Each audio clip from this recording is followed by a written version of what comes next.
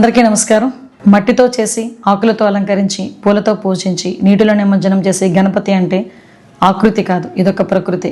ఇదే మన సంస్కృతి.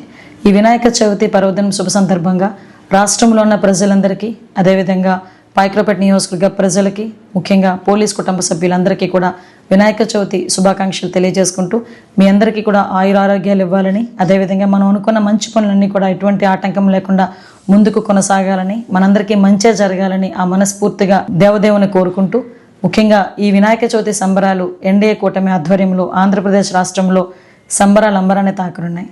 ఎందుకనంటే ఎప్పుడు లేని విధంగా ఈరోజు సింగిల్ విండో విధానం తీసుకొచ్చి అనుమతులన్నింటినీ కూడా సింగిల్ విండో విధానం ద్వారా ఇవ్వటమే కాకుండా ఉచిత విద్యుత్తుని అందించి సుమారుగా దానికి 25 కోట్ల రూపాయలు రాష్ట్ర ప్రభుత్వం వెచ్చించడం అన్నది నిజంగా శుభపరిణామం కింద భావించాలి. అదేవిధంగా ఎక్కడా కూడా ఎటువంటి రుసుములు లేకుండా, ఎటువంటి ఆటంకాలు లేకుండా వినాయక చవితి సంబరాలని అంబరాన్ని తాకే విధంగా చేసినందుకు ప్రత్యేకంగా గౌరవ ముఖ్యమంత్రి చంద్రబాబు నాయుడు గారికి, ఉప ముఖ్యమంత్రి పవన్ కళ్యాణ్ గారికి, మంత్రివర్యులు నారా లోకేష్ గారికి ప్రత్యేకంగా రాష్ట్ర ప్రజలందరి తరపున కూడా ధన్యవాదాలు తెలియజేసుకుంటున్నాను.